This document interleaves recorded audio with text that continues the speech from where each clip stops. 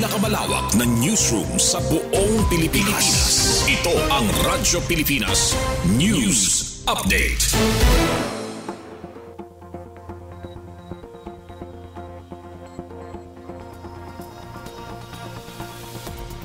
Oras sa bugos nga Pilipinas, 1:57 p.m.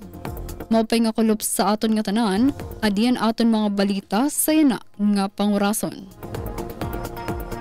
Calbayog City, ginlansar ang sakay na program para sa mga night high students. Pamatian tan detalye matikang Kansuzat Pratansyo. Radyo Pilipinas Report. Ginlansar ni Mayor Raymond Uy ang sakay na program kakulop Nobyembre 6, 2025 sa Calbayog City Night High School nga may tema Wheels of Bright Tomorrow. Talinguha sini nga programa nga maghatag sa transportasyon para sa mga estudyante sa Night High. Duwa nga service vehicles tikang sa Calbayog Public Order and Safety Office an igin pailarom sa programa nga magagamit yana sa pagduhol ug pagkuha sa mga estudyante ngadto sa era mga barangay. Pinaagi sini nga inisyatiba ginpapaduso sa gobyerno lokal sa mga estudyante nga magpadayon sa pag-aram apisar san kakurian. Samtang ginpasalamatan naman ni Schools Division Superintendent Margarito Cadayuna Jr. ang suporta sa gobyerno lokal sa edukasyon. Ang sakay na program nagpapakita san padayon nga dedikasyon sa Calbayog City sa paghatag san sigurado nga accessible nga transportasyon para sa kabataan nga naniningkamot makabot an era mga pangandoy. Para sa bagong Pilipinas, Suzette Pretensio, Radyo Pilipinas, Radyo Publiko, Calbayog.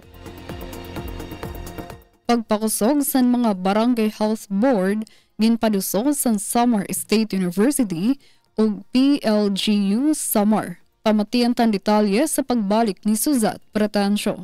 Radyo Pilipinas Report. Nagmanilampuson ang ginbuhat nga upat ka batch nga capacity training workshop para sa mga miyembro sa Barangay Health Board nga ginorganisar sa Samar State University, Samar Island Center for Good and Local Governance sa pakigsumpayan sa probinsya sa Samar. Katuyuanan sa aktibidad nga parigunon ang kapasidad sa mga lokal nga lider sa panlawas, pinaagi sa mga diskusyon og praktikal nga training.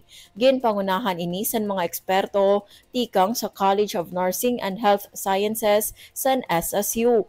Pinaagi sini, mas magiging preparado ang mga miyembro sa Barangay Health Board sa pagatubang sa mga isyu sa panlawas, pagpatuman sa mga preventive nga pitad ug pagpadukwag sa mas malibsog nga komunidad sa bug-os nga isla sa Samar.